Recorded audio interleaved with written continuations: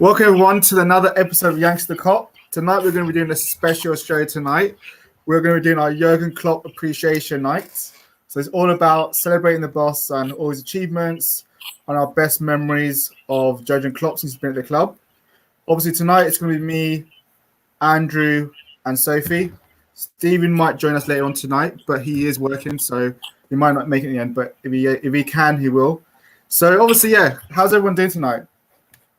All right, not too bad. Can't complain. Doing well, man. Doing well. Missed the last episode, so I apologize for that. But good to be back. Good. Everyone, I forgot some before I mentioned. Everyone, make sure you hit that like and subscribe button. It helps us get the show out to more people, so it help us to bring out more content to you as well. So do smash that like button. Okay, so we are celebrating Jurgen Klopp tonight. So we'll first go off in basically. Jurgen Klopp signs. It's back in 2015. What was your first thought when Klopp joined the club? Because obviously at the time there was Ancelotti that we were linked to as well, and I think they were actually the main two top targets we had. So how did you feel when it was announced that Klopp was signing? And what did you feel going forward? Were you excited? Did you think definitely when he first came in and said, I'm going to turn everyone doubters to believers? Did you believe it or were you doubting it? Start with you, Soph. My first thought was, thank fuck it wasn't Ancelotti. I didn't want Ancelotti. From when the rumours we were linked to Jurgen Klopp, I was straight away all for him. I'll admit, back in 2015, I was only just turned 20 when we were linked to this. So I wasn't really interested in what other leagues were doing. I just kind of focused on Liverpool. But from what I'd seen of Jurgen Klopp, I just really liked him.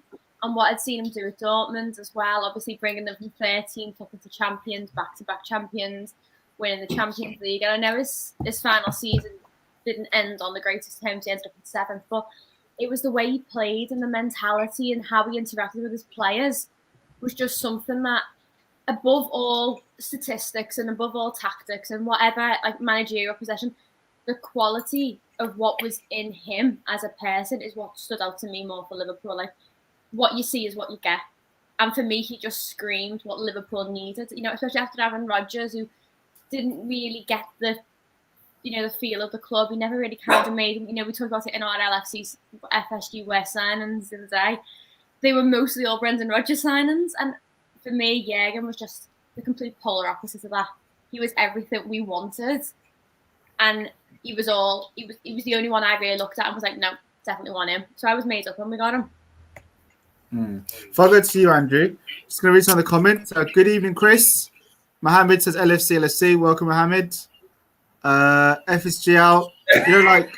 I'll say for tonight, your FSG and Klopp out. Just give it a rest for tonight. Wrong show, man. This is the wrong episode for you to be here. Because this is all about Klopp appreciation. So, while all opinions are welcome, for tonight, just give it a rest. Ian, straight away, he understood the club as well. So important.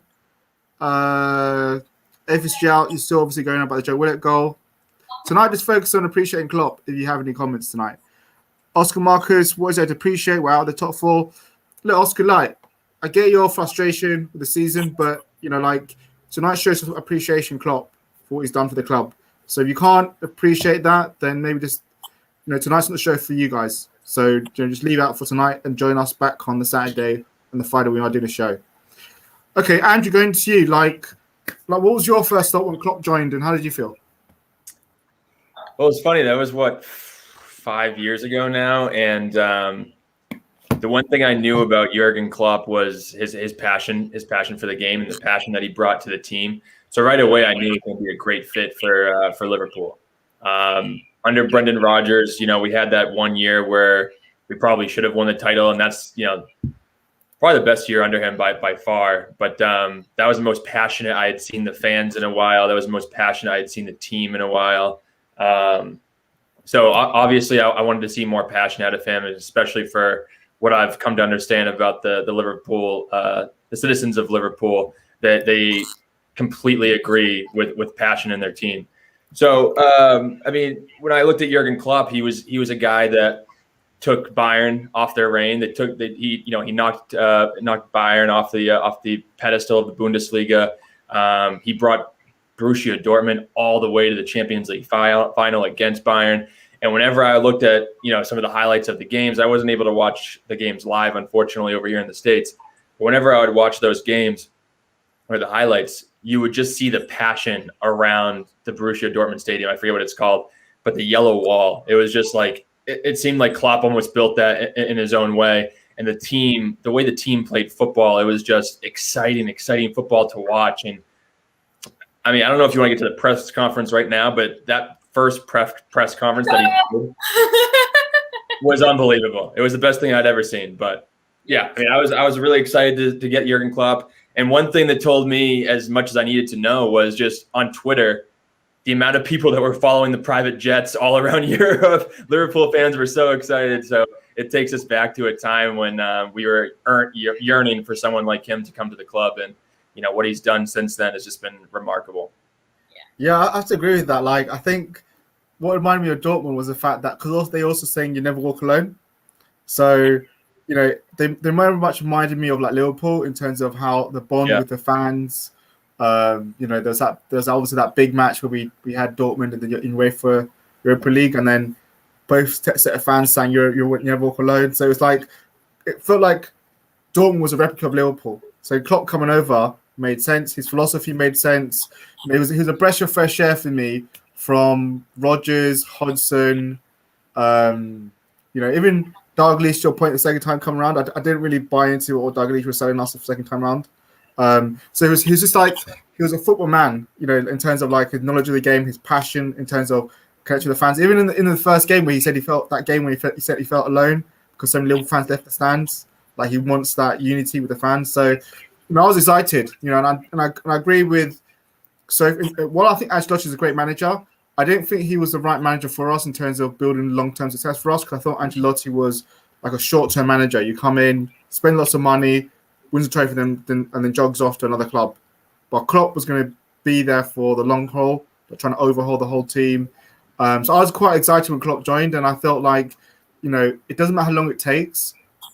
He'll get us playing football the right way, and he'll get us like having an identity, which I felt we lacked. Certainly under Rodgers' final year, we didn't have any identity in terms of who we were as a club, in terms of the style of play we're playing, and also the vision. So I felt Klopp united the whole club because he was that world-class manager in the helm that was kind of the buffer between the fans and FSG. So, I was totally excited over Klopp and, no look back since. So going to the next one, before we won a trophy, what was your favourite Klopp game before that? That you can remember? This took me so long to pick. Like, I sat there going through games back from 2015 all the way through. And in the end, the one game I kept coming back to was January 2018, Liverpool 4, City 3. That's the game for me. Like, there were lots of games where, like, it was the turning point for us. Like, I suppose, I can't remember who we played, but we lost. And Klopp made all the players stand in front of the car. I think that was West Brom. Yeah. That's a pivotal game because that was like the first moment that Klopp was like, we are going to change things. But I think for me, that City game, after going up in the Champions League and really battling, Man City brought everything they had to us that game. They brought everything in their arsenal to us, and we absolutely battered them. Like, we dominated that game. And I know we let 2 goals in quick succession at the end. But for me, that game was like the turning point of this is us making a comeback.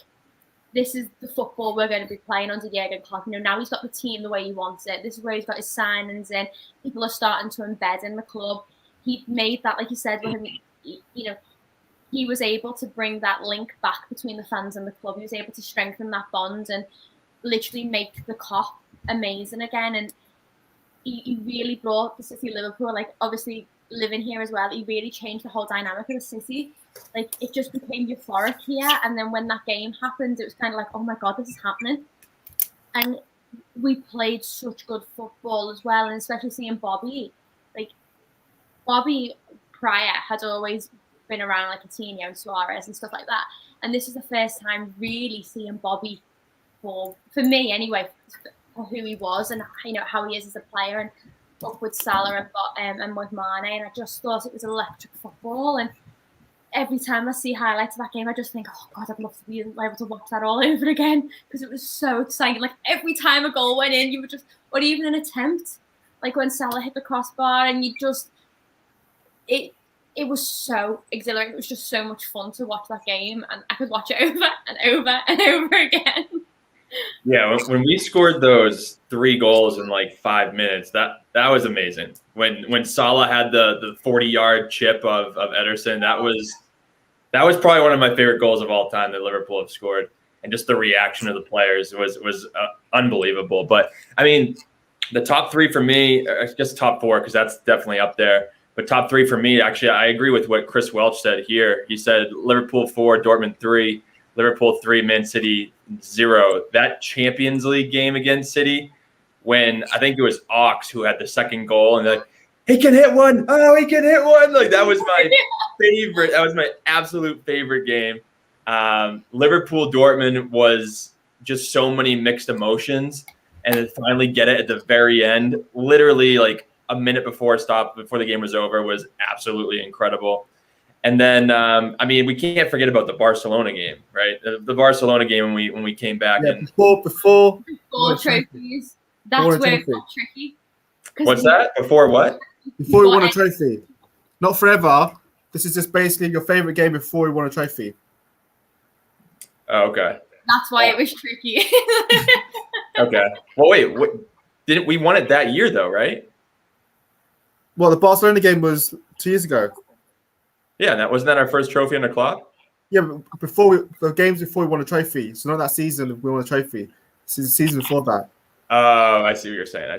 Because technically we hadn't won a trophy yet at the Barcelona game. But anyway, but yeah. So then I would go with those two. Definitely Dortmund and City 3-0 in the Champions League. That was because they were the best team in the world at that point. And the fact that we absolutely smashed them 3-0, it was a statement. It was a statement. Let's read some of the comments here. Ian Francis says that mad Norwich game that showed what we were getting. Yeah, that was a great game. That was amazing. But we should have killed them. Like Norwich wasn't that great. That's why it was a great football match, a great English league match. But we should have killed them. Another one here is Toby. He says the Norwich game has to be the game. What's up behind the stat? Evening, guys. Hope you're well. Good to have you on, mates. Chris Wells is the 4-3 Dortmund game, Liverpool 3-0 Man City. East morning. Good to see you, Eve.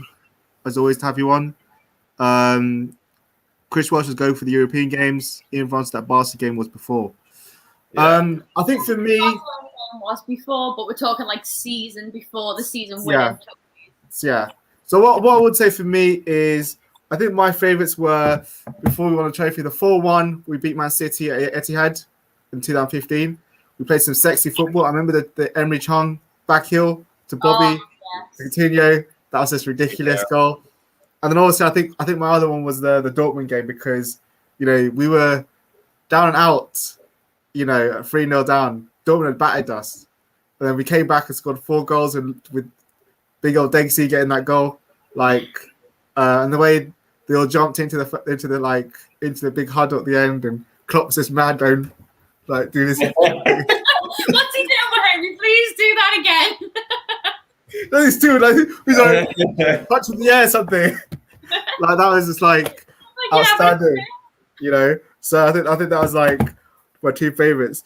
Okay, what was the first moment that you knew Klopp was special? And everyone else, please do as you do and answer your moment as well. What was the first moment you felt that Klopp was really special for you?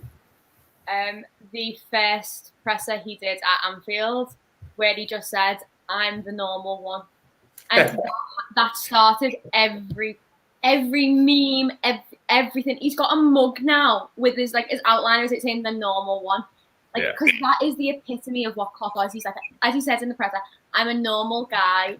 I'm not a fancy person. I am what I am. I just love football. I just want to do right by the team." And like I said, when I said before, Klopp was that click, that fit for Liverpool. Him coming out in his first press and just saying, I'm the normal one. And I just went, What manager have you ever seen come out in their first presser and not sit there and make ridiculous promises? I'm going to get this, I'm going to do this, blah, blah, blah. You know, like politicians, they always spiel off the best things, don't they? And he just came out and was like, I'll make doubters into believers, and I'm the normal one. And I was just kind of like, oh, I love him. I love him. Like, I knew at that point that he was going to do something special for us. Like, I knew he wasn't just going to be any other manager that would be here for a short time. He was going to be here for like longevity, and we were going to see some trophies under Klopp. Yeah, I thought definitely that that press.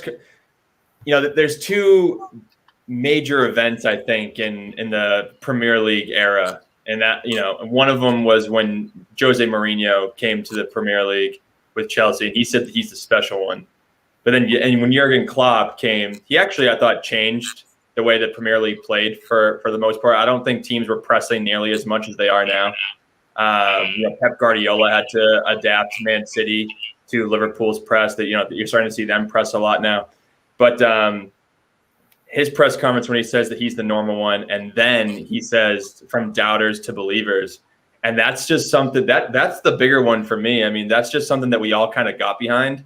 You know, the whole city kind of realized, and, you know, us in the States and all around the world realized how what the sentiment was like at Liverpool. And, you know, whenever something went wrong, you turned to doubt. You know, you became a doubter very quickly. And he just changed the mindset of the whole city, the whole fan base. So that was the big one for me. The other one, actually the other two, the West Brom game when we tied West Brom 2-2, and we got so much shit from rival fans because Jurgen Klopp brought the team hands in hands in front of the Kop, you know, applauded them. You know, we're here. You know, we're going to become better players. We're a better team. We appreciate your support. It just changed that, kind of like reinforced the mindset of doubters to believers, and we kind of kicked on from there. And the last one, I think it was that first season of Klopp that he got us to one or two finals, right? Didn't we get the League Cup and Europa League? Yeah, so it was those two. Yeah, so that first season, the amount that he achieved, I think we finished 8th, unfortunately, or 6th to 8th, something like that. But the fact that he got us to 2 finals and just changed the mindset of the entire fan base was absolutely massive for me. That's when I was like, okay, he's the real deal. Yeah. Let's see some of the comments. Ian Francis, when he said he'll win the title in 5 years, or Klopp saying after he lost to Madrid. Ian, that's huge. I remember that. I like that a lot. Chris Wells said I wasn't really impressed with celebrations of the 5-4 win versus Norwich. Okay, well done, but got the win. But we celebrated like we won the league, but we won nothing. But the game, if it was big 6, I understand. But Norwich, Klopp out. Klopp should have brought Steven Gerrard as assistant coach. Well, I disagree with that, but you're entitled to your opinion. And then Chris Wells says, "What's baffling? Klopp hasn't got a statue at Liverpool yet." He won't get a statue until he retires from Liverpool. That's the way things, that's the way things are done. You don't give a current manager or a current player a memorial, like immoralizing them statue. Yeah. Immortalizing them in brass or bronze or whatever you want to do it in while they're still there. It's bad luck. You know, it's a jinx. And if you know anything about Liverpool, we are quite a superstitious club. We have, he said you're not allowed to touch the Anfield sign until you win something. And he never let the teacher, like, very superstitious club. So I do think even if the club had approached Klopp and said, we want to make you a statue, he'd have been like, no, not yet. Like, I'm not done. Don't give me one until I'm done. And when he's gone and he either retires or he leaves us somewhere else, whatever he decides to do at the end of his contract, then I want a 20-foot, 30-foot statue of Jurgen Klopp. That's what I want. Yeah, I mean, before you go home, I think Ian here, he's saying that Klopp's singing after we lost to Madrid. So correct me if I'm wrong, but we came in 4th that year. We just barely made it into the top 4, right? And then we lost to Madrid in the final. Yeah. In the league. Yeah. That was a massive moment for me too. I mean, just from the fact that we became actually a colossal club again. We're almost the kings of Europe again. We realized our potential and realized that we could, take on the Real Madrids. We could, take on the Manchester Cities, and that's what propelled us to the Champions League final and chasing Man City in one of the greatest title races ever seen. Unfortunately, we lost it by a point or 2, but still, like that. 1 point on the last day, and I will not forget that. Yeah, but still, that was one of the greatest football seasons I think ever, and we won the Champions League, so that was a turning point for me. That was amazing. I think my moment that I knew Klopp was special was that 2015 season, because we'd beaten Chelsea, City, we'd beaten Man United in the Europa League, beat Dortmund. That felt for me that it was special because we were playing amazing football against these big teams. And it also kicked Man United out. That was one of the few times we actually won. We beat them and we kicked them out over 2 legs, and the first time we ever played them over 2 legs in Europe. So I think that was special for me to know that you have a manager that if you can get the players he wants in to kind of like take the squad to another level, then we can go for different things, big things there. Because I do remember the football we had then between Coutinho, Bobby, and Mane was a sexy football. It was just like we weren't defensively solid, but we just played beautiful football. Like it was like front. That's what it was. Yeah. A Ferrari up front and a reliant Robin in the back. That's what we were. 100% we were. Okay, so what was before Klopp scored again season before he won the main trophies? What was your favourite goal that you can remember? I couldn't pick between two. There were two that I just kept coming back to. It was Mane's back heel in the 5-0 win over Watford. Like that goal was just savage, wasn't it? Like he just absolutely messed with them. Like we absolutely battered them that game in general. But I think Mane was just toying with them at that point, wasn't he? He was just having shots for fun. And the second one was Salah's rocket of a shot versus Chelsea in the 18-19 season. Like that goal, like did anyone else remember Peter Jury's commentary when Salah scored that? It was like he wet himself. He was so excited. But it was like after that, there were so many, like the animations that were made of Salah and that shot. And when you watched it, when it went from different angles and you just saw how it was actually possible that he got that shot in. It was just beautiful. Like, and I couldn't pick between the two of them. For me, they were like, I've got a lot of favorite goals, and I had about 15 of them, and I was going, like, it was worse than doing the FSG worst transfer. Like, I couldn't pick, but if I had to go with two, it would be the Mane and the Salah. Andrew, I mean, Bobby's dink. It was. I loved that goal, and he just absolutely beasted John Stones, and that's what kind of kicked us off in that second half. But for me. Well, I love the two Oxlade-Chamberlain goals against City as well. Those were great. But for me, the best goal that we scored as a team was that goal against Hoffenheim in the Champions League quarterfinal. Qualifying.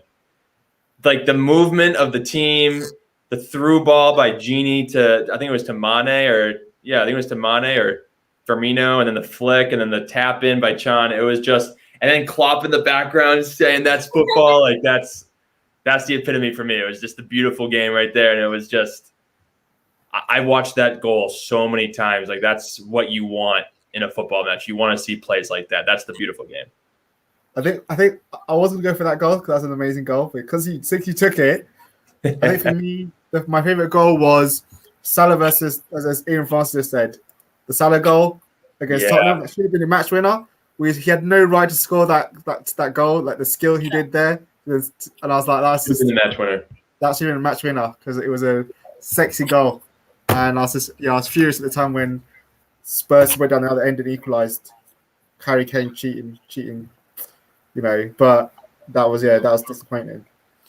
FSG out there, the Bobby goal when he went through Arsenal's defence like butter. Oh yeah, that's a good goal.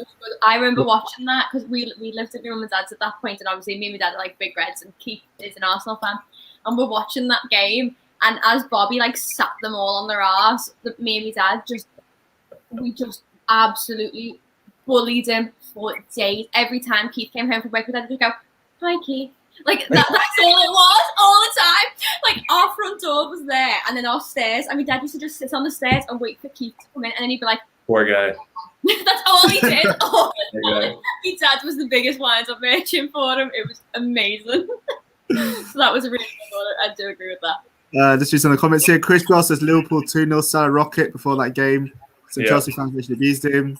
That was a good. Ian Francis, the Salah goal versus City last season. Don't forget the corner taken quickly. Salah Dink, the City Champions League Q1 celebration for the fans. Yeah, that was a good celebration when he was just in front of the fans. That was the best thing ever. That was the best. I'd also say that Roma goal he scored against Roma when he curled on the edge of the box, when he used to do those wicked goals. That was that was a outstanding goal. Okay, going on. So we're moving on to trophies now. So, how did you feel about Klopp winning us the big number 6 again? You know, what were your memories of that? You know, for you when you think back to it. You know how because obviously, a lot of people didn't have us get to that final, and definitely didn't have us being the one that's lifting up the trophy at the end. Man City were favourites. I think Bayern Munich were second favourites that season. So everyone doubted us that we could do it, especially after the Barcelona defeat. Everyone had us written off. But yeah, so how did you feel? Obviously after that with Klopp, thinking about Klopp winning number 6, and also us picking up number 6. That number 6 meant everything to me. Because when we last won it, I was 10, the first time we won it. And I remember, just going back to 2005, obviously the parade, I was only 10 and I sat on my dad's shoulders, outside on Chilwell 5 ways, waiting for the bus to go past. And my dad was like, there's our boys, babe. Like, that meant everything to me as a child. So when we won it the 6th time, we had a party at my mum and dad's, a big garden party thing. And the game had barely just started and Salah's got the penalty. And me and my dad were already sobbing, crying.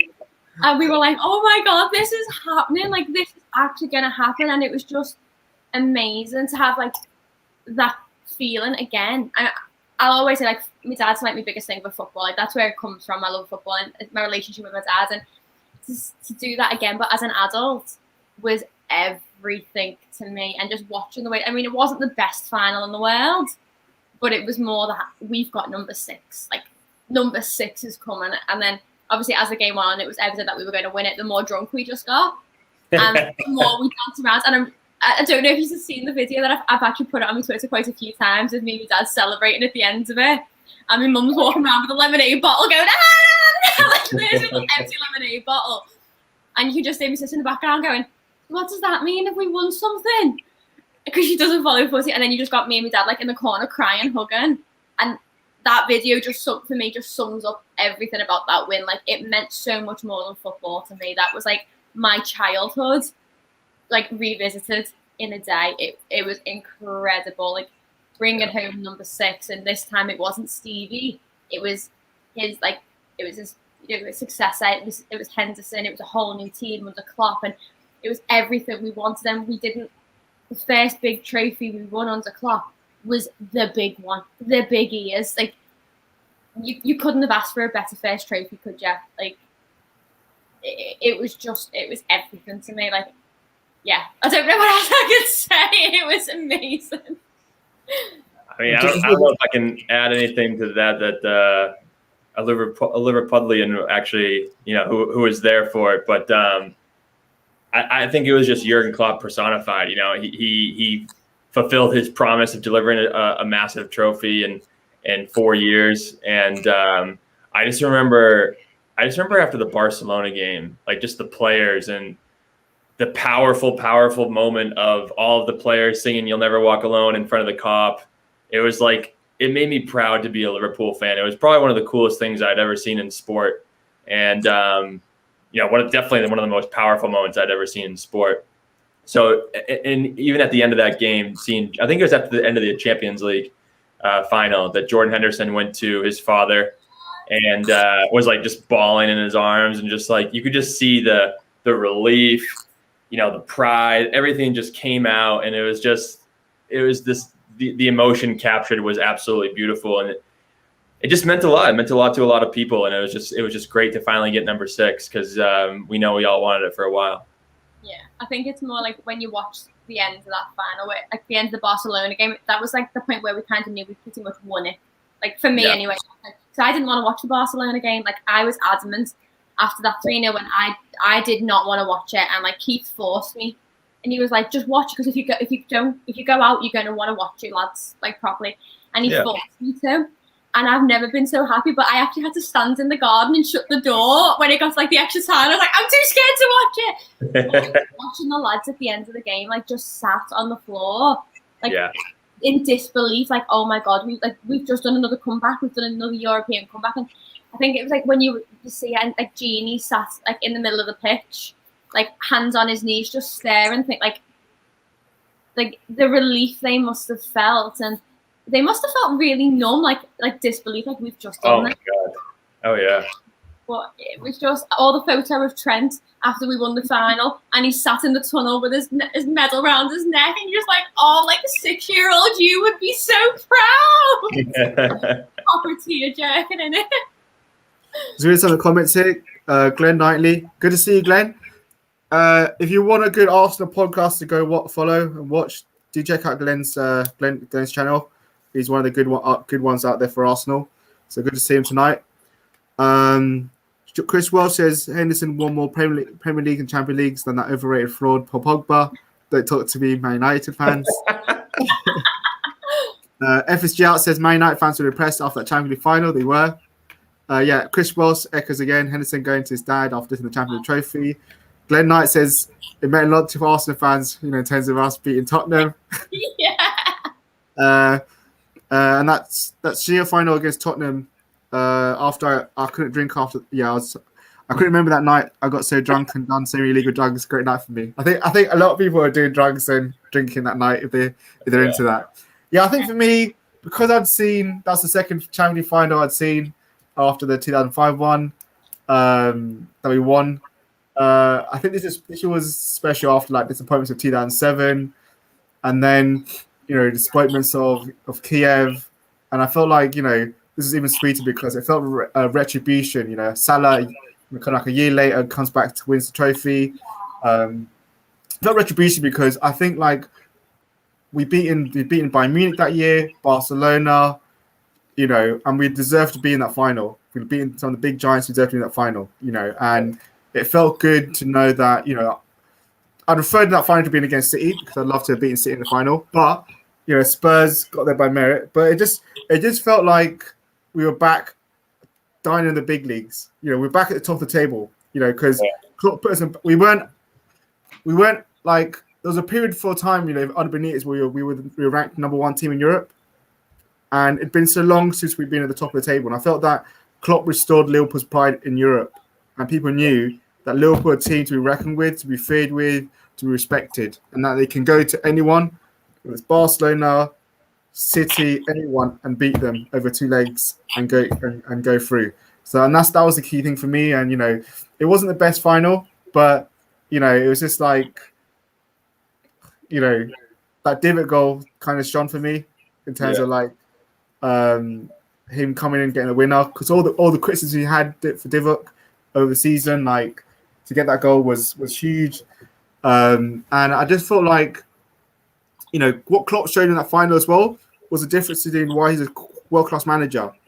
At half-time, he knew Bobby wasn't working. He took him off. Bruno Origi. Pochettino stuck with Kane the whole game, who had been crap the whole game and wasn't unfit.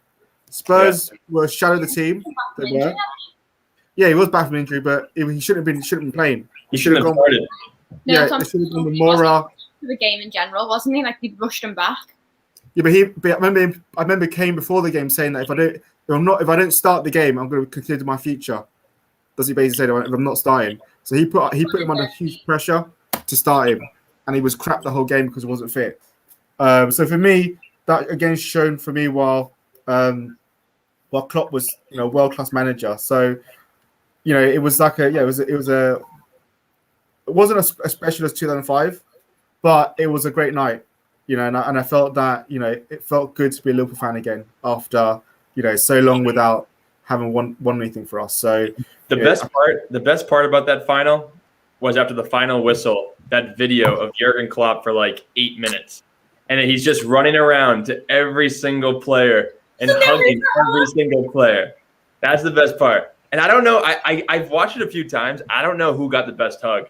It's either Allison, Hendo, or Bobby. He holds Bobby for like 10 seconds. Yeah. So that was the best part of the game. You know, the best highlight of the entire winning number 6 was the day after with the parade. Me, my dad, Keith, and our next door neighbour at the time, we were walking to Chilwell Valley, and we were like, hair of the dog, like we need to go into Gattaca Village, like we need to go to the pub. So we're getting a second drink, and my dad goes to me, "Oh, Sophie," he goes, "Look who's over there." And I went, "Who?" Like, I don't know. Like, this man's just sat in the corner. Next minute, this bloke just turned around, and I went, "Oh my God, it's Gerrard!" Like, fucking Steven Gerrard sat in the pub in Gattaca Village, and I was like, I had my phone out, and I'm going, "Oh my God, it's Steven Gerrard!"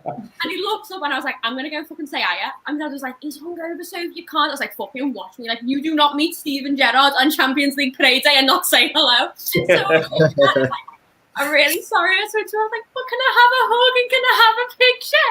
And I've got a picture of me and Steven Gerrard, like, absolutely hungover to fuck. I went, "Where is it?" I'll put it. It's the ugliest picture I've ever got. But I was like, I've just met fucking Steven Gerrard. Like, you can all kiss me ass. Like, yeah, Champions League final. I'm so jealous. In the meantime, while you're finding that, I'm just going to read out some of the comments. Chris Wells, I still can't believe we turned it around against Barcelona in the second leg. So mad. Klopp out to 2005 was more special. Chris Wells, before the Liverpool 4-0 game, we went to that game saying the tide's already over. Another trophy received, while the rest was history. Ian Francis when Roberts arm struck between Klopp and Hendo. Yeah, that was hilarious. The Klopp embrace, his hand is like this, and he just like slowly wheezes it out. Chris Wells, I knew we'd beat Tottenham in the final. It's Tottenham. Spurs. Klopp out says Spurs are terrible the whole game. Yeah, and also just make sure everyone, if you haven't done, smash that like button. Also hit the subscribe button. Oh, cool, right? Stevie, he's the king. Absolutely. In the pad was like, don't care. Worth it. So moving on. What was your favorite Champions League goal under the season we won the Champions League? Just give me 1 second. The season when we won it? Yeah, what was your favorite Champions League goal? Oxlade-Chamberlain's goal. Wait, no, that was the season before. Yeah. Dang it. Sophie, do you have one? Yeah, hang on.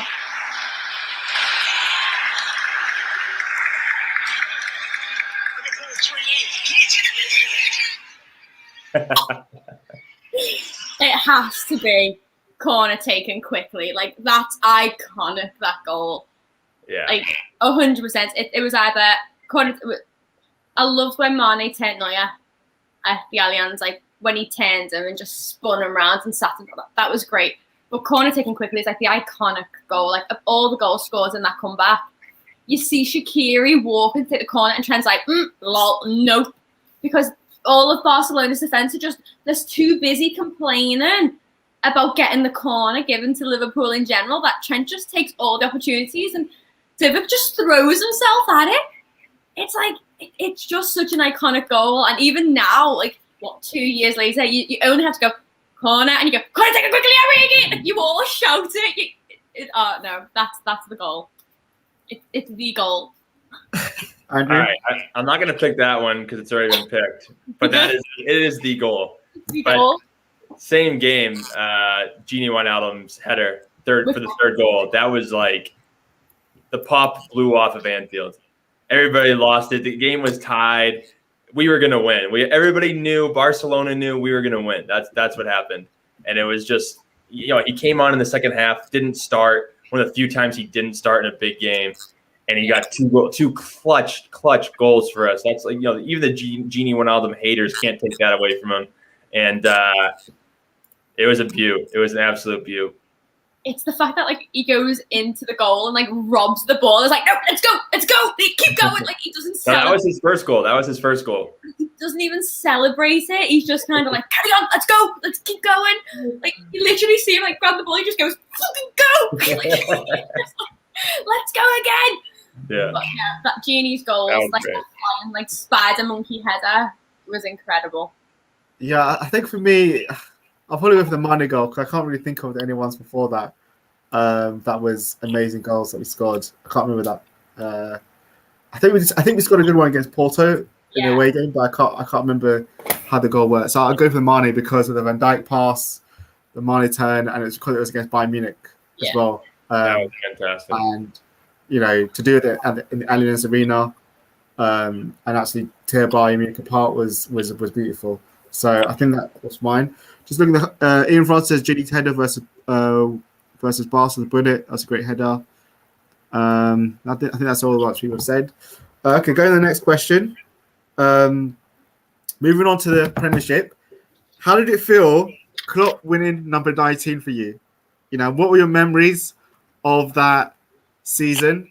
Oh yeah. Oh, quick, before I go into that, Ian Francis said the Bobby goal versus PSG when he came on. That was a great goal. That was great.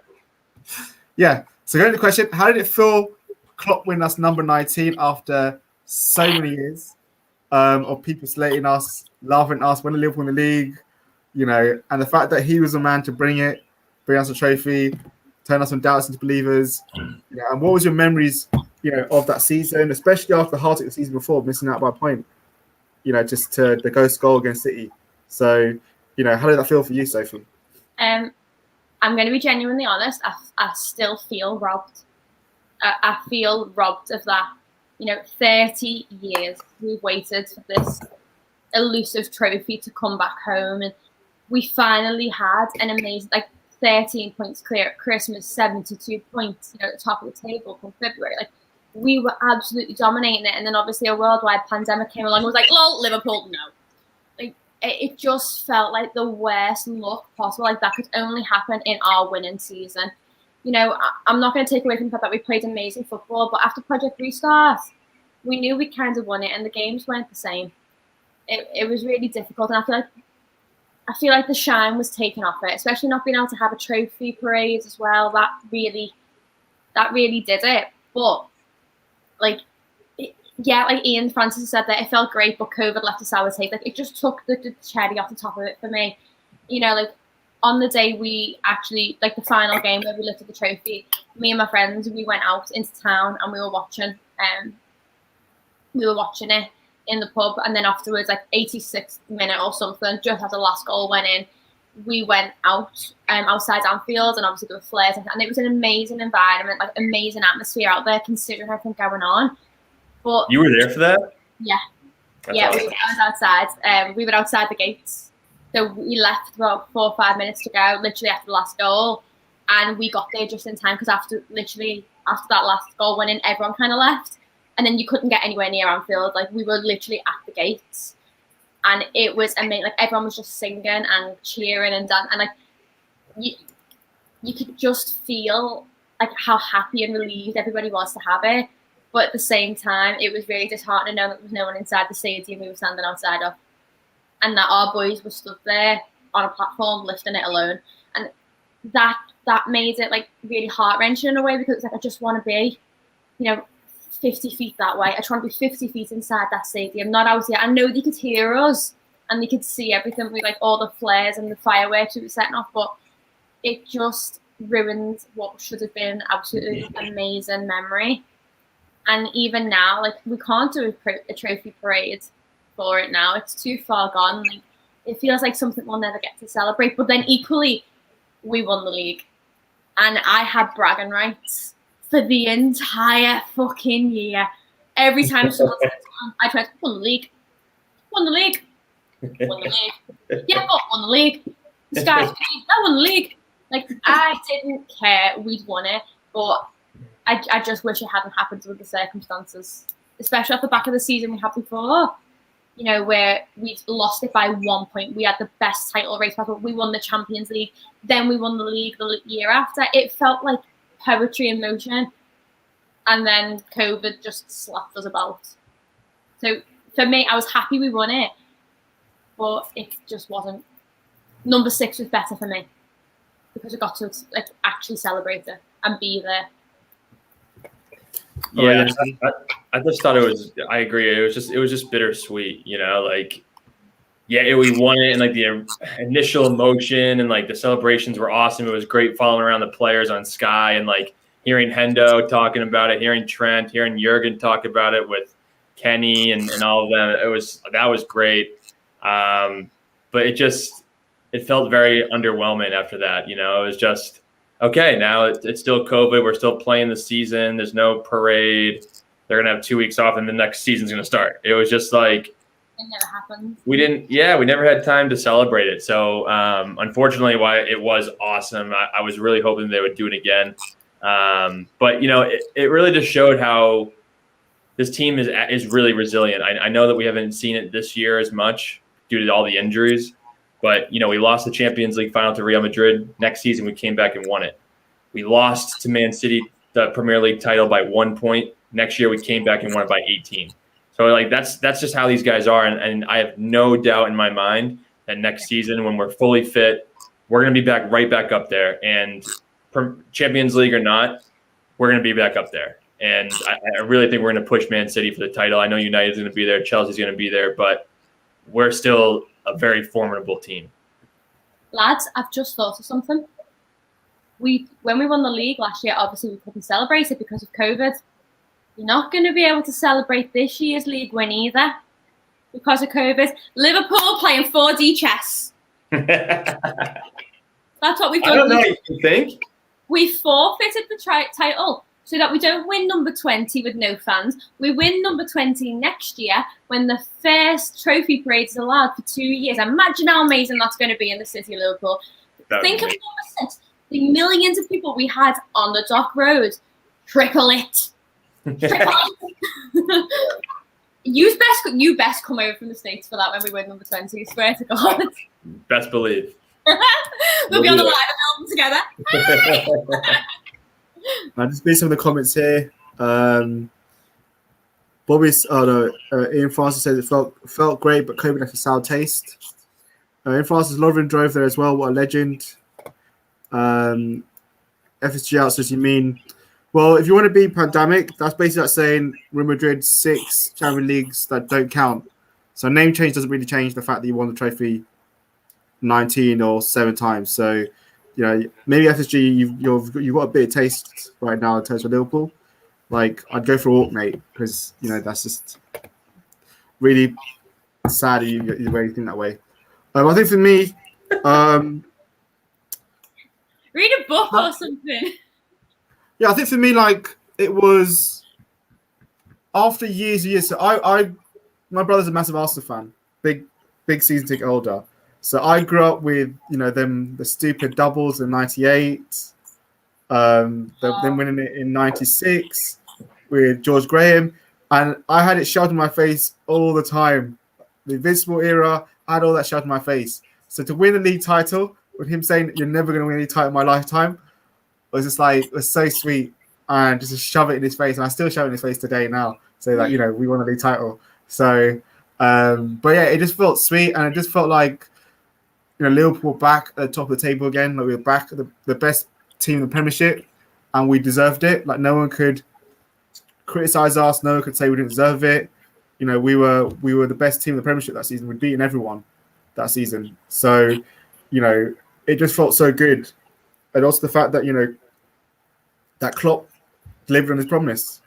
He delivered on the promise of, you know, I'm going to turn doubts to believers, and we came away with number 19. So it just felt like bittersweet, you know, especially for the players after losing out by a point last year, the year before that. So, you know, I just felt like I loved what I did at that Klopp interview when he sat in the training room, and all the players come up behind him and they start shouting stuff behind him. It was like, yeah, like I just, you know, that's, you know, it summed up like how connected the players were and how much it meant for everyone. The fact that, you know, Liverpool were now the talk of the town, and no one could say, "Oh, when you won the league, when's the last time you won the league?" I hate that. I used to hate hearing that. So it just felt like, yeah, really. Of course, not having the parade was a massive blow. It would have been amazing to have everyone in the city there, but you know, we won it, and that's the most important thing. And you know, it put us one behind United, so we can now push on to getting number 20. So, that felt really good. What was your favourite goal under that season we won the title? Fabinho versus City. You know which goal? That absolute power shot. Like, that. Do you know what? As soon as you sent me what questions we were doing, the first goal that came to mind was that Fabinho strike. Like, I was going through earlier, trying to watch, best the Liverpool goals that season, and I'm watching it, and I'm going, oh, that's such a good goal, and I was torn between Virgil van Dijk's header off against Brighton off Trent's corner, where he just bangs it right in, and you can hear him shout over the fans, "It's mine." And I was like, oh, I'm going to go for that. And everyone that came out with the next clip, I was going, is the next clip that Fabinho goal? Is the next clip that Fabinho goal? I remember watching that, and I remember Fabinho and seeing him set up to take the strike. And I was like, oh my God, please don't do that. I was like, please, you're going to send it right over the bar. You're going to hoof it. This is a really good chance. Please don't do it. Oh, okay, never mind, it's in. I have never screamed so much. Because no, that was his celly. That was a celebration. I was like, honey, the fuck up, save your lights, I'll go off in a minute. But that was just a fantastic goal, and that was cemented it for me that Fabinho was one of my ultimate favourite players that we would ever see under Klopp. Because he's not normally the player you'd think you would be comfortable with taking a shot at goal. He'd be the one doing the cross or the assist or breaking up the counter attack on the on the rebound, and for him to do that goal against City, it was revenge for fucking. Who was it? Fabinho. The year before, he took a shot. Oh my God, who was it? The season before in the City game. I'm gonna have to find it. It's gonna bother me. Was it Fernandinho? I don't think it was Fernandinho. And everyone was telling him not. What was it, Kyle Walker? I don't know. Vincent Kompany scored that was against Leicester though. There was a goal done by one of the City players, and it shouldn't have gone in. It's gonna bother me. It wasn't Kyle Walker, but anyway, it was kind of just satisfaction of, okay, you did this to us last year, we've just done it back to you type thing, and that was an amazing goal. But I'm going to have to find out who it was now, so please, carry on. How do you go? For me, there was two. I'll go with my second favorite first. My second favorite was against Southampton, and Jordan Henderson made that run it went from box to the 6-yard box of the opponent against Southampton. And Bobby crossed it into him. He just one-timed it rifle right into the back of the net. I think that was our go-ahead goal, and we went up 2-1 and ended up winning the game. I think 3-1. But his celebration, he was just running down, going like this. That was awesome. That was just like a captain's goal for me, just making that heroic run down the pitch. But the best goal for me, not a shadow of a doubt, was Mo Salah against Manchester United. I mean, Alisson's clearance to him, he held off Daniel James, puts in the back of the net between De Gea's legs, takes his shirt off in front of the cop, celebrates. Everybody's singing, "We just won the league." Alisson's running the full length of the pitch and meets up with Salah. He's the first one to get there. That was it. That was the season one for me, and it was just against United too. It was awesome, absolutely awesome.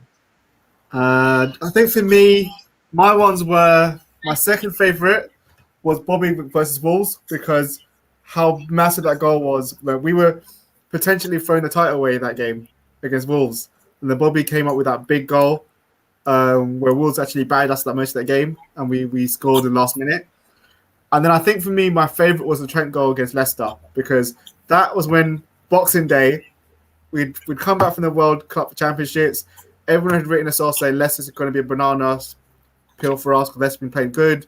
We went there, smashed Leicester, and then Trent scoring that goal. The last 10 minutes where he ran down the pitch and smacked it. It just showed that Liverpool are the real deal. We're battering, I think they were third in the league at the time, and we just destroyed someone who was challenging for the title against us. So I think those are my two favorite goals. Not United, dude. The United one's by far the best. No, I think for me those are pivotal moment goals for me, because I feel like that goal against Leicester kind of put the benchmark for us to go on and charge for the rest of the season. And that Wolves game was pivotal because we were going to draw that game, and then Bobby turned up with that last minute goal. That was actually, you know what the second best goal was?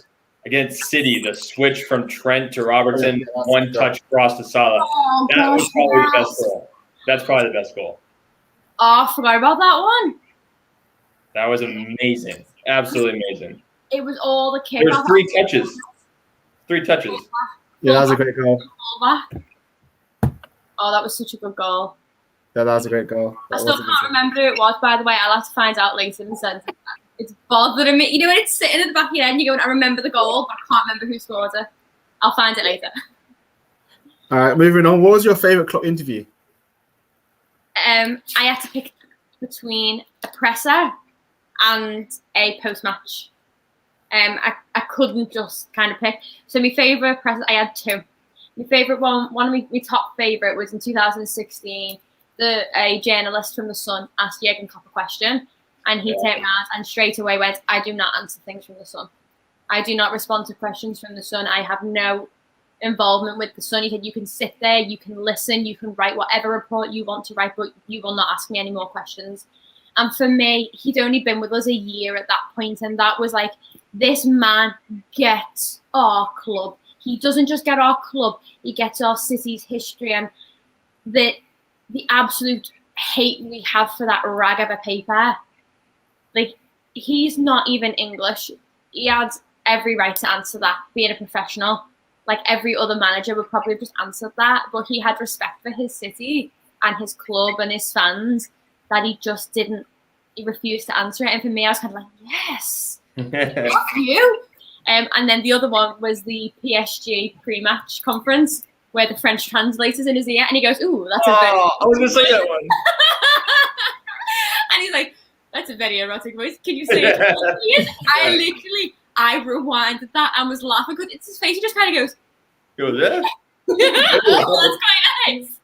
But I love that one. And then post-match, I was torn between I Heard by and Lost, where it was turned into that song like right. And Lost, boom. Like, it was the boom that got me. Or after the Super Cup, when he turned around and goes, Adrian! Like, Rocky. They were amazing ones to me. Like, I think there's so many, but they were like perfect ones to me. Like, they just sum up Klopp, don't they? The only thing I would add to that is the one, because those are all the best ones. Those are all the best ones. But obviously, the original presser was I think the best.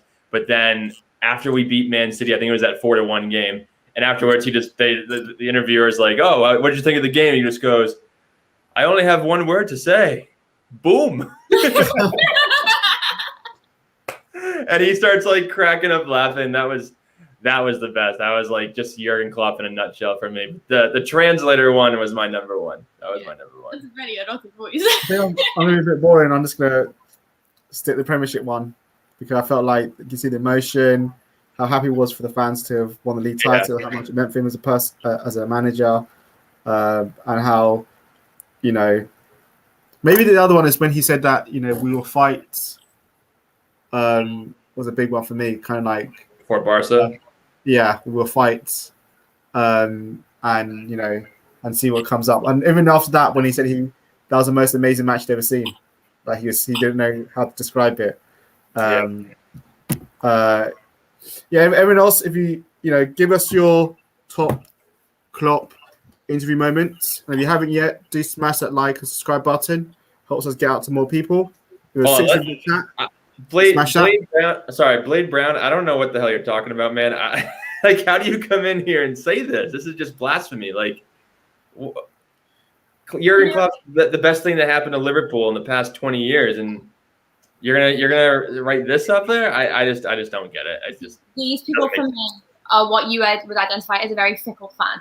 And I feel like the blessing of this season for me personally is it's going to weed out all those like glory hunting fake fans who are there just for the good times, not there for the bad times. Like they clearly weren't there for Hodgson, they clearly weren't there for the Gillette and Hicks, they weren't there for the FSG takeover.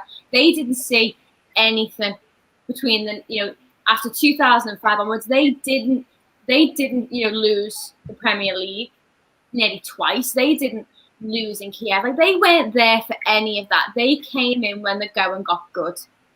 And if you can't support our boys on an off season, which has undeniably been the worst year in everybody's life, it's not been a normal year and it's not been a normal season. But if you're going to sit there and say in a trophyless season, how is that acceptable?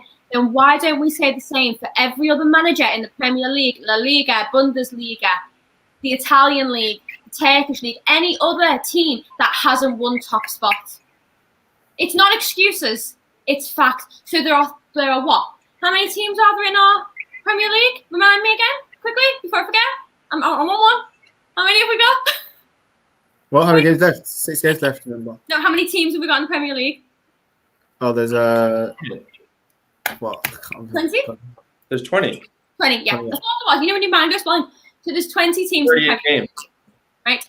There is only one team who can win the title. So that leaves 19 teams who are trophyless. Okay? So those 19 teams, all those managers need to be sacked. It's not been a normal year, and you've got so much disrespect for Jurgen Klopp and our team in general if that's the way you think. Like, any other big team would have sacked their manager, so you want us to be. Like, Tottenham, you want us to go through 3 different managers in 6 months' time. You want us to play like hop along manager. Like, no, I'd rather keep a manager who's tried and tested and proven, who I know loves our club, rather than sit there and buy the next checkbook manager, the next Pep Guardiola, or the next, Pochettino or Mourinho, who has also been sacked again. I don't want to. All I'll say is like Sankey said, if you can't support us when we lose or draw, don't support us when we win. So some of these fans wouldn't survive the Shankly era because they would have been kicked out, kicked away. So, I just say let them say what they want to say because they won't be here next year to support Liverpool. So, but meanwhile, you have Chris Welch here saying, "I cry with joy when crowned Premier League champions. I didn't see us win the league in my lifetime." That's what I'm talking about right there. And he's like, "I'm not even a crying person." Exactly. That says it all right there. If you didn't cry when Klopp teared up on that interview afterwards, like you're not connected to the club if you didn't at least like get a little bit choked up when you saw him. That man's everything, isn't he? Yes. Moving on, what was your favourite Klopp signing? Haven't we done favourite game? Oh, no, favourite. What's your favourite game under Klopp? Yeah, favourite game under Jurgen Klopp. Leicester 4-0 Boxing Day. I know it was mentioned before, so I'm not going to go into it again. But yeah, that game, 13 points clear. Solidified our Premier League win. Like, it sent Leicester out of the running, didn't it? They were right behind us. It put them out for the count. It was great. Andrew? 4 amazing goals. It's easily Barcelona. That was the best game I've ever seen. Barcelona. 4-0. I'm going to be different. I'm just going to say, not that the other two weren't as good, but I'm just going to the 5-2 win against Everton. We put our second team out just to kill Everton over. That was I remember that. that was beautiful. So otherwise, yeah, the other 2 games were better, but I'd go for that one since it was different. Okay, moving on. What was your favourite Klopp signing? Can we do top one? No, No, only one. No, Only I did top 5, and I'm not letting you tell me That's other the question. That's the question. Top 5. That's the question. Top 5. One. You can only have one. In order? I'm in order. They just do the top 1. Virgil van Dijk. Who's number 1? Who's number 1? Virgil van Dijk. Van Dijk's number 1. Yeah. Your Always. favourite, okay. Whatever that, but it also goes Alisson, Fabinho, Salah, and Robbo. Like I told you, I'd do all 5. Who's your favourite one, Andrew? It's top. Well, I have 2. Number 1. No, you can only have one. No, well, I'm going to do what you did. Number one, Virgil van Dijk, no question. He changed the game, changed the team. We won the title and the Champions League because of him. Obviously, without him, we're definitely struggling to find an identity. So he's essential to the squad, and we got ridiculed for the price tag, but he's well worth it. He's well worth it and twice more. But another big one that goes under the radar is Sadio Mane. Sadio Mane was absolutely massive for Liverpool. He played on the right. When Salah came back, he played in the left. He added a different dynamic to our game. He added so much pace, quickness, power. He's just – I know he's having a tough year this year, but he has been absolutely immense for us ever since Jurgen Klopp came in the team and ever since he came into the team. So without him, we wouldn't have made top four. We wouldn't have gotten Virgil van Dijk. He was the first piece to the puzzle, I think, when Jurgen came in. Yeah, obviously, because you've taken Mane, so I'm gonna have to pick someone else different because obviously Mane wasn't my pick on my shirt, my little shirt. So I'll pick someone different. I think for me, I'm gonna be slightly different. I'm gonna say Andy Robertson. He solved the left back issue that we had for years. We couldn't fix the left back issue. Yeah. He came from Hull, and even for me, when we signed for Andy Robertson from Hull, I thought we were wasting money. I thought we should have gone out and bought something big, Why am I not surprised? No one rated Robertson when he came from Hull. Oh no, you wouldn't about anyone less than a 30 million price tag. You're not happy with. Show me a tweet, Sophie, when you said Andy Robertson. No one searched for Andy Robertson. Everyone frowned at it, and he's turned into be a ridiculous buy, and no one ever says now left back's an issue anymore, and what he's done. I think there's a picture of Andy Robertson and Maguire, and they said that one left to win their dreams, the other one's just won nothing in his career. And it's like, that picture of both of them at Hull, and it's like one went to be the star left back at Liverpool, and the other one's a fridge. It's like, well, yeah, it is. He's a fridge. So I think Robertson is my favourite.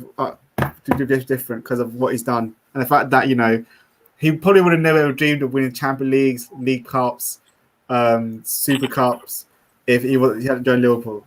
The fact that it's not his best season this year, but overall he's really put a foot wrong for us, and he's been world class. He's marked out some of the best players, wingers in the world, and he's just been a phenomenal signing. And he's probably epitomizes also FSG Moneyball strategy of picking up a young player that no one's really heard of and making them world class. So just looking at the chat here, FSG House Shaqiri is your favorite. Fair enough. That's troll. That's a troll. There's no way. That's a troll. Yeah, if you're really saying Shaqiri is your favorite Klopp signing, then yeah, fair enough. There's no way. Chris Wall says Sophie Wilhelmsburg started already. It's never a show that me and Sophie arguing. That's twice. So it happens all the time. Chris Wall, Salah for me, the king. Yeah, I was going to say I did think about Salah, but I thought it'd be different and give a different spice. But there's been so many top class players that we signed. It's hard to really pick. I'm pretty sure if push comes to shove, there's others you could probably debate who'd be number one as well. Because it's got to be Virgil, though. I'm sorry. Like I understand Mane being the first puzzle piece. Like Mane, you're right, and he's the first puzzle piece. And Robbo, he solved the problems. But like we said before, our front three were a Ferrari, and our back was a Reliant Robin. Like the three-legged, rusty-old red clapper that used to wake the whole neighbourhood up. He barely turned the engine over. And then Virgil came in, and it was like a fucking Rolls Royce at the back of the fucking tank. That man, the minute that announcement got made, where he's standing in front of the Christmas tree with his shirt, that was the best moment for me, because I knew, like, I loved Virgil from the minute we were linked to him, and I knew we were going to get him. And then when we got him, it was just kind of like, yeah, this is the beginning to the end of our problems too. And then obviously that led on to us getting Alisson. And they're an undeniable force. And I don't think this season, Virgil being out, I don't think I've ever known a player to be injured and be followed in his injury recovery this much and pined for this much. Like, even when Ox got injured and we all wanted Ox back because he was fantastic before his injury, we didn't pine for Ox this much. Like, every day Virgil posts an update and we're all like that. Look at his knee, look at his leg, is he okay? But undeniably, he's been the best sign under Jurgen Klopp by far. Yeah. I think it's an interesting one that. Because obviously some would say we only won titles to Alisson joined, but I can see why people like Van Dijk so much. But it's an interesting one, you know. But for everyone else, who's your favourite Klopp signing? Because obviously we've only got one person saying here. Who else? Or two people actually. Who's your favourite? Who's watching? And for the final Klopp appreciation question is, you know, how did you feel that the time when he signed it last year that we're going to get 4 more years of Klopp? You know, we'll start with you, Andrew. How did you feel when you saw that Klopp have renewed his contract until 2024, and you know, and that we're going to get another 4 years of him? You know, how did it make you feel? I mean, I thought it was absolutely massive. I thought that I thought 5 years would have been too soon for him to leave. To be honest, you know, he did establish a legacy.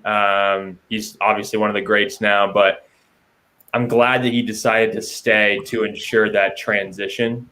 I don't think any manager could have come in and done, you know, could have taken over that transitional period and ensured that we had success. And I think that him signing until 2024, I was asked this question the other day. Do I think he's going to stay until 2024? 100% yes. I think he's a very loyal guy, and he's definitely going to stay on, especially with Flick. I think is going to go to the German national team. But, you know, obviously there's been a lot of questions asked this season about our aging squad, and Jurgen Klopp's the only man who can make the right decisions for us.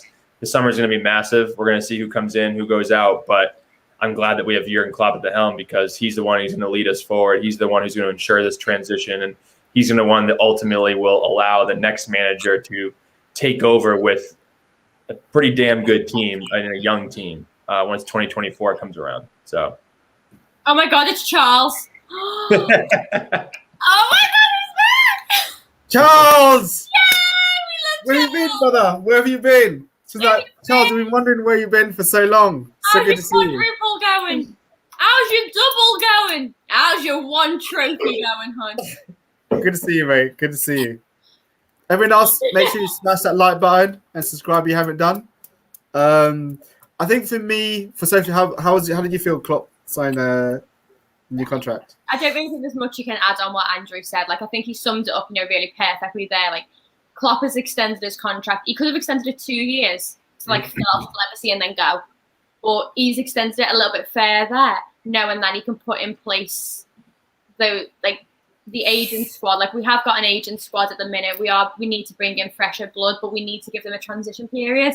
And who better to oversee that transition period than the man who created the club that we've got now? Yep. And I do think one day we will have Gerrard as a manager. And I hope that when Klopp retires in 2024, that's 3 seasons away. 3 seasons more of Gerrard at Rangers being top flight manager in the Scottish Premier League. I think he'd be ready by that point. And by then, we've already got an established team that by then, our younger players that we've got now will be our older players. And we'll have new blood in there. So there'll still be that link between the team we've got now and the team we're going to become. And I think it's very clever by FSG and Klopp to extend it that far to really oversee and make sure. Because like Andrew said, you said it perfectly. There's no one who could come in and just pick up where Klopp left off and do half a good job. Like, you need to have that bridge between the two. There's got to be some give and take for it. But yeah, I'm still made up. I'm fingers crossed that Klopp will resign your contract and stay longer. I don't think you will. No. He's done. I don't. If the German manager role is still taken by Flick, hopefully, like his wife did say that she loves it at Liverpool. Like, even if he stayed for another year, 2 years, I'd still. I don't think he will. Because what? Klopp's 55 now. Another 3 years of top flight manager. So he managed at Dortmund for what? How many seasons? 5, 6 seasons at Dortmund, something like that. I think he was there like 8 years. 8 years at Dortmund. So he was at Mainz before that. Then he was at Dortmund for 8 years. Then he'll have been with us. So he's staying another 3 seasons. He's been with us 5. That's another 8 years. That's a margin of over 20 odd years. Like anyone who works like 20 odd years, you're ready for retirement. You know, the average person now will take early retirement, and Jurgen Klopp has got every right to take early retirement. And I feel like if he goes any longer, as much as I love Klopp, I do. I feel like if he goes any longer than those 3 seasons, it goes beyond. You know, Chris Wells says we don't want Klopp to become another Wenger. That's the thing. Like you don't want it to go beyond that bridging between the old and new. You don't want to. I know they say if it ain't broke, don't fix it. But there becomes a certain point where it's not broke, but it's kind of limping along. Like change is a good thing as long as it's done correctly. Like obviously, Chris has just hit the nail on the head there. When Wenger left Arsenal, it was after 20 odd years. Anyone who came in after them was going to struggle to pick it up, and we still see it now. Arteta's doing an all right job, but there's still a lot of pressure because they're used to the good old ways. I think there's a certain time limit where you've just got to say enough is enough. We love you, we appreciate what you've done, but we need someone new now because you can't keep doing the same ideas. You have to change. Yeah, I think it's going to be interesting too with what happens with Gerrard this year in the Champions League with Rangers. If he can get some good results, I'll be very, very impressed. Very impressed. I can't wait to see Gerrard manage Liverpool one day. I think that'll be. But if he does it, he'll do it right. So he says here, I'd love Klopp to do the end of his contract and rebuild team exactly. On. Exactly. Gandeep says, I think Gerrard should move to another European club after next season, like a top German or Spanish side, before he comes into us. I would agree with that. I don't think him staying in Scotland for the next 3 years is going to do anything for him. I think he needs to move on to another team in Europe, somewhere like that, and test himself there because, just to get. I don't want a Lampard happen to him. No. People like Zane just said that I hope Gerrard doesn't rush into the LFC job. I don't think that would ever be the case. We absolutely idolise even just the notion of Steven Gerrard. Like we worship the ground that man walks on. It would never be a Lampard situation. Like that would never happen. And I think Gerrard himself has too much respect for the club. Like if he felt for 1 second like he wasn't going to do a good enough job, I agree. That job. This club means the world to that man. Like. You saw it in his last interview, like when just before he left to go to America. Like even that at the end of his career broke him. There's not any loves more than our club, and I don't think for 1 second that he'd even take up the notion of that job if he didn't feel he was going to do it justice and he was ready for it. Well, that's obviously before we move into trivia. That's kind of like the end of our club appreciation questions. Like we all love Klopp deeply, and he's been like an amazing manager for us, and probably arguably the best thing that's happened to Liverpool in the last 20 years. So and hopefully we have more trophies with Klopp going forward, and I'm sure we'll be back next season. We're going into trivia questions to wrap up the night. I've got 3 questions, and if anyone else has any good trivia questions, just jump in. Or anyone else in the chat, if you've got a trivia question, just jump in and ask us. The first one I've got for you guys is, if you could choose one unhealthy thing that you could eat forever without getting fat, what would that be? McDonald's. Oh. Mackey's, love it. Don't for me. You have ranch dressing over there. Don't for me. Oh, I love ranch dressing. I'm not surprised. Oh, it's so good. It's so good. Definitely chocolate chip cookies. No, not a question asked. Chocolate chip cookies with milk. Oh, God. You guys don't like chocolate chip cookies over there? Yeah, I like Jaffa cakes. But they're like the basic snacks. So they're like, if I'm starving, if I'm going to have a cheat day, I'm not going to open my cupboard and go, oh, let's have a chocolate chip cookie. I'm going to be ordering the big, fattest takeaway I can possibly get my hands on. not gonna be looking at a chocolate chip cookie with fucking calcium. Good for my bones. Like, Hi, Dave. You just joined us in. Right, time for trivia time. Again, it says Five Guys burgers. Okay, Five Guys. Five Good. Guys. never had one. Five Guys is way better than McDonald's. Yeah. I think for me, I would go for Dunkin' Donuts. Well, I get one of those big boxes of donuts. I just Dunkin' Donuts are the worst donuts. are What are they? you talking about? Well, just donuts anyhow. Donuts. American, take that from an American that You're doesn't. insane, man. Oh, Donuts, dude. just donuts in general. Just donuts. Those kind of donuts. Dave, Big Mac. Look, Dave's got my back for this. Yes, Mackies. Oh my god. Big Mac. Dunkin' Donuts? Come on, man. You can do better than that. No, just donuts though. Not Dunkin' Donuts though. Just donuts in general. Like Oh, look, Donuts. he's Donuts. backtracking now. It's the Upamecano all over again. the glazed donuts. These are the best donuts. Krispy Kreme donuts. Those Yes, Krispy Kreme. Yeah, Krispy Which Kreme. one? Yeah. Which Krispy Kreme donut's your favorite? Glazed donut. you have to get them warm straight from the shop. When they're warm, you got to get just the glaze or the chocolate glaze. It's all you get. Oh, I like that 101 sprinkling as well. Or what? 101s. I don't know if I've had those. 101s. You know the little flake things. They're like different colors. 100 Huh? Sprinkles. Yeah, sprinkles. I'm pretty sure the 101's called. Oh, sprinkled. Yeah. Hundreds and thousands or sprinkles. Yeah, that's 100,000. That's it. Yes, it. Yeah, that's it. Oh my god, like the alphabet killer all over again. Glazed You said classic. that the other day, Andrew. He called the Zodiac killer the alphabet killer. I'm not a serial killer expert. I'm not a serial killer connoisseur. I'm sorry. Oh, well, homie, what are we going to do with you, man? Put him in a box. Shut the door. The next one. If you had to go back in time and you were stuck there There we go again with the back and time. forever, you couldn't leave there. You had to live there forever the rest of your life. What time zone would you pick? Back in time? And you have to live there forever. 1920s speakeasies. That's a good one. What would you do, homie? Well, I was going to go back in time and I had to live there. That's a tough one. I'd probably go back to. Is Steven in the chat? Is that him typing Disco Fever? Yeah. You know what? I can see him like the big. I thought it was one of you two. That's me. Zero.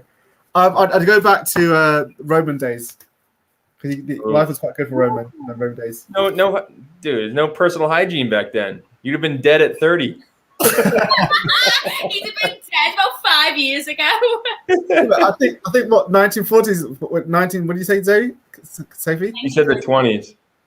1920s. 1920s prohibition speakeasies. Those are cool. That's what I do. The flapper dress. I'd well wear the headbands and the flapper dress and do this and get drunk on illegal alcohol like moonshine. Yes, please. Yeah, exciting times. I Zane would said, Guns. Dave says 577 CE. Dave says 70 Steve. Yeah, I would say the 60s. 60s for me. I think I said that last show. 60s. Free love, great music, revolution all throughout the world. The Beatles, like, that's the best time. We landed on the moon. Dave has one for us. Westlife or Boyzone? Westlife. Andrew? What'd you say? Westlife or Boyzone? You won't know who they are. What's that? Oh, you don't know them like a boy band. I'd probably say Boyzone. I know Bieber. That's all I know. Justin Bieber. Oh, did he really just say Bieber in comparison to Westlife and Boyzone? Bieber is the king.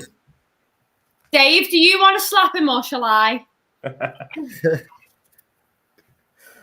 Okay, moving on.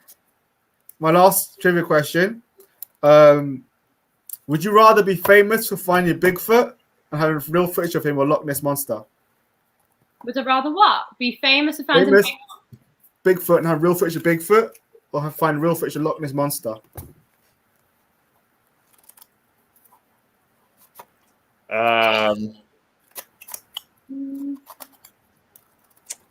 Probably Bigfoot. Bigfoot's more popular here. Nobody cares about the Loch Ness Monster in the States. It's like Westlife and Boyzone all over again. Yeah. Bigfoot, Loch Ness. Aliens, though. The aliens have been the better one. Alien. You're gonna get probed. You're gonna get abducted and probed. I think I'd go for. I don't know. I'm not really asked about either of them. Pick one. Loch Ness. I'll go different. I'll pick the Loch Ness Monster. I'm gonna go Bigfoot. Yeah, Bigfoot's way cooler. More cool. Neither of them exist. Zane said Bigfoot. Dave said Bigfoot and the Hendersons. It's a movie. Has anyone got any other trivia questions? I'm run out. I have one last question. This is not trivia. Okay, go ask it. I was asked the other day if FSG sacked Jurgen Klopp and hired Steven Gerrard, what do you think the reaction would be? Not very now? What? Right now. If they sacked him right now. There'll be riots. You think there'd be riots? That's what I said. I said that FSG be ran out of town. There'll be riots and there'll be bloodshed. And I'd personally drive up to Liverpool myself tomorrow, COVID or no COVID, and join the protests. There would be effigies being burned outside Anfield. There would be things being thrown. There would be riots in the street, like not even just outside Anfield, like all over Liverpool. There would be. I don't even want to think. Even up in Scotland, there'd be riots up there as well. Like, no. I agree. Yeah, Dave says too early. Zane says not happy. Steven says Loch Ness because more people believe Bigfoot is real. That's true, but I don't neither of them are real though, are they? Bigfoot's never been found. They're both fake. Yeah, but you thought that Sweeney Todd was a real serial killer the other day, so I didn't know. The alphabet killer. Like, you're not very good at this. Look at Andrew's reaction. Honestly, You thought Sweeney Todd was real? Yes, I know. I went to Madame Tussauds once, London Tower, London. I had a Sweeney Todd things. I thought it was a real thing. That's like saying like Edward Scissorhands is a real person. No. But literally the question was, if you could be a serial killer, who would you be? And he was like, oh, the alphabet killer. I was like, what, the Zodiac killer? And then he was like, I picked Jack the Ripper. And then he was like, oh, Sweeney Todd. I was like, Sweeney Todd's fictional, you dickhead. Wait, what was the original trivia question? If you were a serial killer, who would you be? That's a question? Yeah. You guys are mental, man. Well, neither you. You could be a serial killer, who would you be? That was a freaking question? Yeah. Are you kidding me? How did this get posted on YouTube? What? Because neither you nor Steve were there to stop us. Like, we had free reign. What? Yeah, it got a bit morbid. We reined it in afterwards, but it got a bit morbid. That's asking like what kind of you're basically asking what kind of murderer do you want to be? What are you talking about? That's what he says. This is what happens when you let Roy run the show. Yeah, holy crap. Oh my god, that's nuts. That's nuts, man. No questions like that anymore. We got a lot of responses though, so our followers or viewers must be like just as morbid as us, because we had so many people being like, "Oh yeah, Jack the Ripper, definitely." Blah, blah, blah. Like, people were reacting a lot. It wouldn't happen again.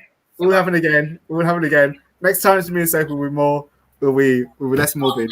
And rainbows. All Wild. right, but anyone else got to say in terms of what's Westlife or Boyzone? Chris Welch is wondering. I didn't know what it was either. The boy band, the singers, they used to be big in like the 90s. I think Boyzone was. I think like Irish Boys. Yeah. Yeah, Backstreet Boys. The British versions. Yeah. I think boy band was Scottish or something. Around that, yeah, they were big in the 90s, and then they kind of died away. Sophie, you were gonna say something. I had one trivia question, and it's not a negative one. It's actually a really nice one. If money was no object, what would your dream holiday be? Like by holiday, you mean like like vacation? Yes. Sorry, Yank. Vacation. Yeah. Look at him. You gotta say it. Go ahead. Wait, who's going first? For me, my dream vacation would be. I'd just like to go live in the Caribbean, to be honest, and have limited money and just start my own. That's moving. Oh, okay. Well, vacation. Yeah, I'd go to the Caribbean and just live there. Where? No, Hawaii. It's Hawaii, actually. Hawaii. I'd go to Hawaii and just. I'm going there for my honeymoon. Huh? I'm going there for my honeymoon. Oh yeah, Hawaii's amazing. Yeah. Criswell, Singapore, Grand Prix. That would be sweet. I agree with Chris. That would be awesome. Did you just say Grand Prix? Grand Prix. That's Grand my dream. Prix. It's a Grand Prix. Grand Prix.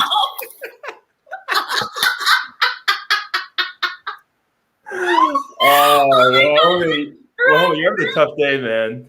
Oh, you're not having a good day, are you, honey?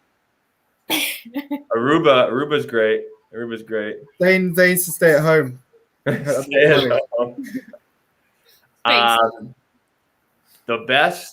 Probably the best vacation I've ever been on was when my fiance and I got engaged. We went to California. We did San Francisco, Napa Valley, and then Yosemite National Park, and that was like the best.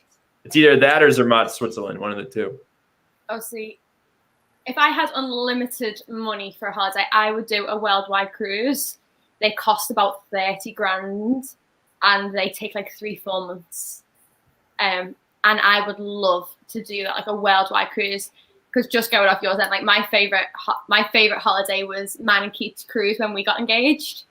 Awesome. We did the cruise around Italy and Spain, and we got engaged the night of. We just come out of Toulon, France, and we were in the middle of the Red Sea, and we went up to the top deck, and it was like a platform, and everyone below us could see, and I was mortified, and that was just amazing. Like the whole cruise, like waking up in a new country every day was fantastic. So imagine a worldwide cruise of that, like you'd see everything. Yeah. Like I'd love that. That sounds James amazing. says Turkey or Greece. Chris Ross says he'd like to go to New York. Dave says Poland, Sophie. Hey! Love that, Dave. Shut up. Fuck off. Mexico, Cancun. Yeah, that's always fun. Cancun. I've never been there. I've been there. Cancun's pretty fun. It's where the Americans go for the holidays, right? Isn't it? The college. It's where like a lot of kids go for spring break when they're at. Yeah. See, Andrew, I've got a question for you, Andrew. Were you a jock or just like a geek or just a normal person? Look at the face, look at the hair. He was like a football player, like quarterback. I played football my whole life. I played. Yeah. Do you have the jacket as well? Do you have that jacket, that popular jacket? No, I never got one of those. He did. He had the jacket and the one-handed backpack. No. And like, yeah, what up? Like he walked through the corridor like this with the swag. Yeah. Andrew, Steve and I were both. Yeah, Steven and I were both jocks, but closet geeks. Did you do that thing when you bully people and haze them, or was that just a new thing? No, I never did that. There were other kids that did that. I never did that. You never put anyone in lockers? I never what? You never put anyone in lockers? No, I wasn't a dick. That's what the American football players would try to do. What were you in school, Bahumi? I was a middle one. I was cool with the cool kids and cool with the. Yeah, that's how I was. Yeah. Yeah. You have that personality. Yeah. So yeah, I wasn't. I was in between, so I wasn't. Yeah, I was fine. What were you, Sophie? I was thinking you were one of the popular girls. No. You weren't. Nope. I was not a popular girl. I was in the goth group, the goth and emo. Really, you're goth? What? Yep. I had black hair. Oh God, do you have a photo? I got rid of all evidence. I was that kid. I was like, the seeing kids, with like the big fuck off huge hair and like the bow in them and like the multicolored like hair extensions, like the chains. Like I was a goth girl, like proper goth. When did you change? When I was about 16, I went back blonde. I used to have a fringe that like started here and like swooped right across my face. And my hair was like to my shoulders, my natural hair, and then my extensions just went down to like my hips. Wow. And about 16, I went back blonde, and then I just went back to being like girly. But I still listen to the music and everything now. Like you can take shut up. You can That's a great episode.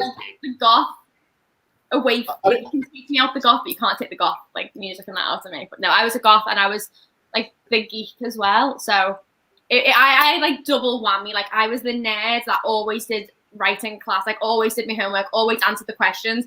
Was also a goth, so I got fucking bullied. I got swilled all the time. Like I come out of school until I just get a bottle of water and be like, woof, over your face. Like, wow. Sorry you went well, we used to get jumped outside school. I thought goths were against the establishment though. So why were you like doing homework and stuff? Because I was a geek. I was a good kid. I just liked the music and liked to dress that way. But no, we used to get jumps. Like our school gates, you had to, where we hung out, like in between. You might remember these, like in school, they used to put these like temporary containers up, like temporary like shacks, like for lessons, and they just stay there for years.